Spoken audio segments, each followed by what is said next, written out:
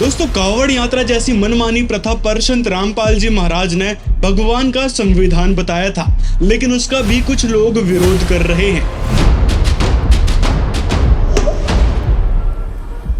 संत रामपाल जी द्वारा भगवान के संविधान को आगे रखते हुए बताया गया कि कांवड़ यात्रा एक कोरा पाप है, जिसमें उन्होंने बताया कि सावन के महीने में सबसे ज्यादा जीव उत्पन्न होते हैं, जिससे कांवड़ यात्रा में आने जाने में पैरों तले सबसे ज्यादा जीव मरते हैं, जिस वजह से पुण्य के स्थान पर पाप लगता है। साथ में संत रामपाल जी ने ये भी बोला है कि कांवड़ यात्रा शास्त्र विरुद्ध आचरण है, जिसके बारे में पवित्र गीता अध्याय 16 श्लोक 23 और 24 में लिखा है कि शास्त्र विरुद्ध आचरण करने से ना तो लाभ होता है, ना ही परम गति होती है, और ऐसे मनमाने आचरणों से सिर्फ और सिर्फ पाप लगता है। इन्हीं सब बातों को जब संत रामपाल जी के भक्तों ने ट्विटर के माध्यम से लोगों तक साझा किया, तो देखिए किस प्रकार लोगों ने इन बातों का विरोध किया। किसी ने कहा कि यह किसी की भक्ति है जो यात्रा करके कर रहा है। धार्मिक यात्रा पर ज्ञान देते हो, तुम सब हवा में चल रहे हो क्या? तुम लोग जमीन पर चलना बंद कर दो, फिर यात्रा के रास्ते में ही जीव पैदा होंगे क्या?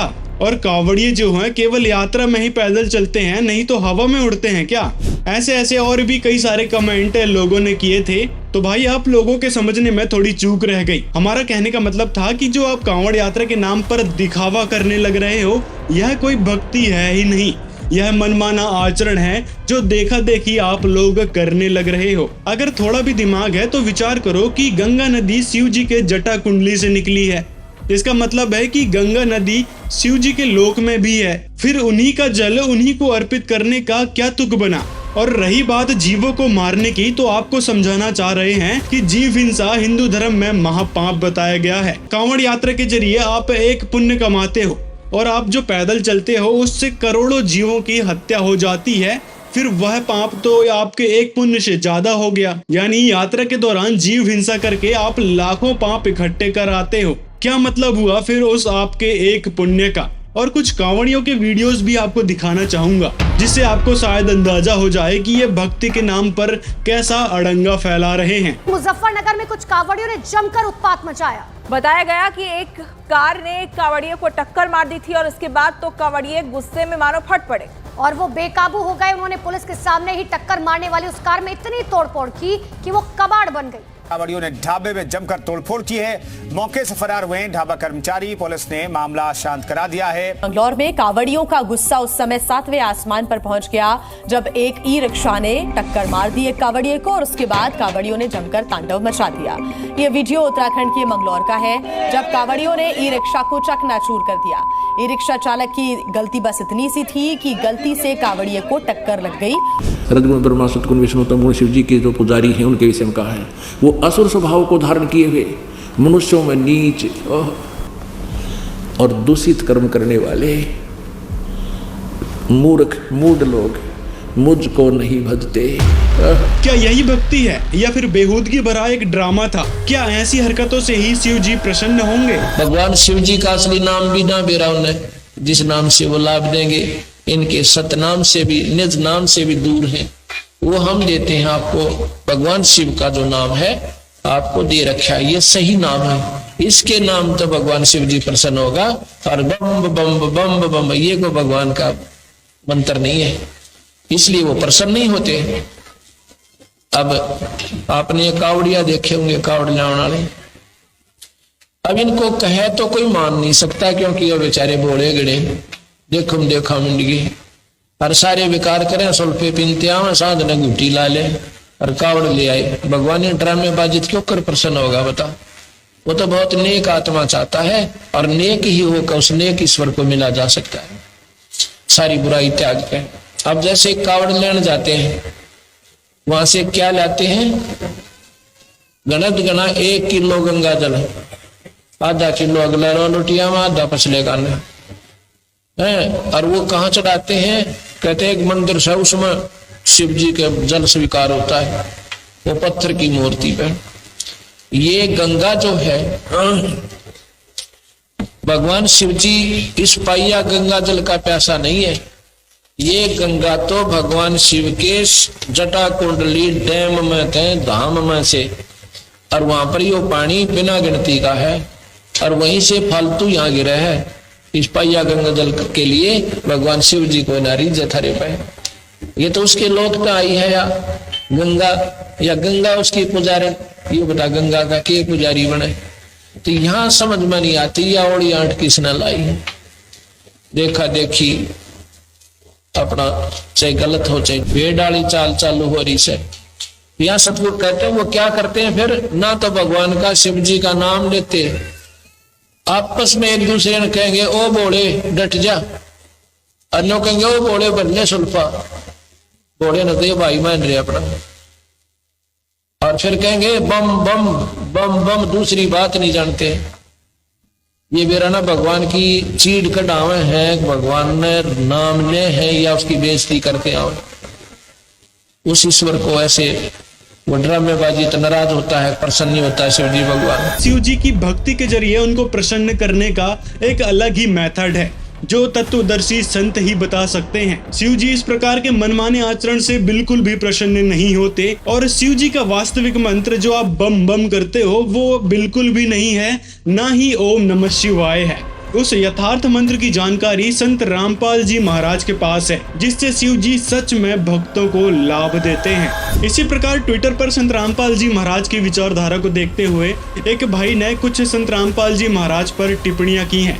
आइए उनका विश्लेषण करते हैं। पहले संत रामपाल, अब उन्होंने संत खुद से लगा लिया या लोगों ने लगाया, आई एम नॉट श्योर। आपको नहीं पता तो कोई बात नहीं, हम बता देते हैं। संत रामपाल जी महाराज को जब उनके गुरुदेव ने सत्संग और नाम दीक्षा देने का आदेश दिया, तब से वो एक महापुरुष हो गए, जिससे उनको संत की श्रेणी में रखा गया और वो एक संत बन गए। लेकिन अभी भी वह अपने आप को संत नहीं कहते, वह अपने आप को भगवान का एक दास के रूप में बताते हैं। और यदि आपने थोड़ा उनके ज्ञान को सुना होता तो आप खुद उन्हें जगत गुरु और एक तत्वदर्शी संत की श्रेणी में जरूर रखते। और रखना क्या है, वो तो है ही। इस विश्व में केवल एक ही संत हैं जो तत्वदर्शी हैं, जिन्होंने सभी सदग्रंथों को जनता के समक्ष दिखाया है, जिससे आज सभी भक्त समाज रूबरू हो पाए हैं हमारे पवित्र सदग्रंथों से। एनीवेज, उन्होंने कांवड़ यात्रा को गलत बताया और कहा कि सावन के महीने में अनेकों जीव जंतु उत्पन्न होते हैं और इस महीने में उन सब जीव जंतुओं को कुचलते हुए कांवड़ लाया जाता है, इसलिए कांवड़ लाना पाप है। ठीक है, ये आपकी अपनी फिलॉसफी है, अपने दिमाग की सोच है, उस पर हम कुछ नहीं कर सकते। ये दिमाग की सोच नहीं, परमात्मा का संविधान है। अगर सदग्रंथों को थोड़ा बहुत पढ़ लिया होता तो पाप पुण्य का ज्ञान हो जाता, जिससे ऐसी फालतू की बात नहीं करते। साथ में जो संत रामपाल जी भगवान का संविधान बताना चाह रहे हैं, शायद वो बात भी आपको पल्ले पड़ जाती। क्या आप यही बात किसी भी मुस्लिम त्योहारों के लिए कह सकते हैं? सपने में भी नहीं बोलेंगे। कह सकते हैं नहीं, कह रखा है। अगर आपने मुहर्रम में या फिर ईद में कभी ट्विटर खोल के देखा होता तो संत रामपाल जी महाराज मुसलमानों को इस प्रकार से समझा रहे हैं कि मांस खाना हराम है, मांस खाने से अल्लाह नाराज होते हैं, मांस खाना अल्लाह का आदेश है ही नहीं। और तो और संत रामपाल जी महाराज ने सभी धर्मों में चल रही कुप्रथाओं का खंडन भी किया है। इसीलिए संत रामपाल जी महाराज का नारा भी है कि जीव हमारी जाति है, मानव धर्म हमारा, हिंदू मुस्लिम सिख ईसाई, धर्म नहीं कोई न्यारा। रामपाल के करोड़ों में फॉलोअर्स हैं, हालांकि उन पर कई हत्याओं का दोष है, वो जेल में है। इससे पहले 2007 में भी वो जेल जा चुके हैं। 2007 में नहीं, 2006 में संत रामपाल जी जेल में गए थे। और कारण क्या था, तो दयानंद सरस्वती जो आर्य समाज के प्रवर्तक थे, उन्होंने एक सत्यार्थ प्रकाश नाम की पुस्तक लिखी थी। उसमें कई सारी बेफजूल की बातें लिखी गई थी जो समाज में अपनाने लायक बिल्कुल भी नहीं थी। तो उन बातों को संत रामपाल जी ने समाज के सामने रखा कि भाई ये आपके दयानंद जो हैं समाज सुधारक नहीं, समाज विनाशक थे। और जो सत्यार्थ प्रकाश है वो वास्तव में सत्यानाश प्रकाश है। और भी कई सारी बातों का खुलासा संत रामपाल जी महाराज ने किया था। तो इन बातों को सुनकर ही आर्य समाजी गुरु बौखला उठे थे। तो इन्हीं आर्य समाजियों ने संत रामपाल जी का विरोध किया, उनके आश्रमों में हमला कर दिया और झूठे केस बनवा दिए। और आर्य समाजियों द्वारा लगाए गए उन झूठे केसों पर साल 2022 में संत रामपाल जी बाइज्जत बरी हो चुके हैं। तो इससे पता चलता है कि आर्य समाजियों ने किस प्रकार संत रामपाल जी महाराज के खिलाफ एक झूठा प्रोपेगेंडा फैलाया था, झूठे केस बनवाए थे। ऐसा ही साल 2014 में भी देखने को मिला है, जिसमें तथाकथित गुरु और आर्य समाजियों ने सरकार के साथ मिलकर संत रामपाल जी पर देशद्रोह का मुकदमा लगवा दिया, जो कहीं से कहीं तक बनता ही नहीं है। आप सभ्य व्यक्ति लग रहे हैं, तो चलो हम आपको बता देते हैं कि संत की पहचान उसके ज्ञान से होती है, ना कि वेशभूषा से। संत बाहर रहें चाहे जेल में रहें, जैसे आप राम भगवान को देख लो, कृष्ण जी को देख लो, गांधी जी और गुरु नानक देव जी को देख लो, जो स्वयं जेल में गए थे, लेकिन क्या उनकी प्रभुता कम हुई? नहीं हुई। इसी प्रकार संत रामपाल जी महाराज समाज सुधार के कार्य को आगे बढ़ाने के लिए आज जेल में गए हैं और उनके ऊपर कई सारे झूठे एलिगेशंस लगाए गए हैं, जो कि बेबुनियाद हैं और ये बात आगे से आगे सिद्ध हो चली है।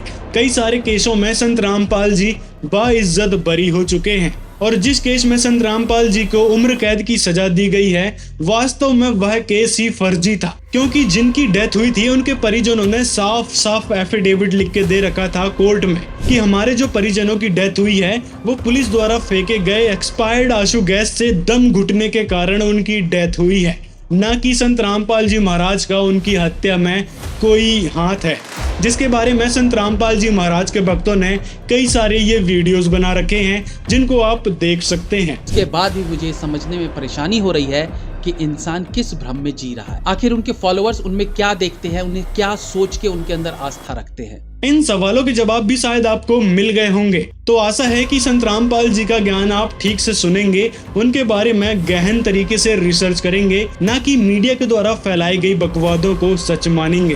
तो ठीक है जी, मिलते हैं फिर अगले वीडियो में।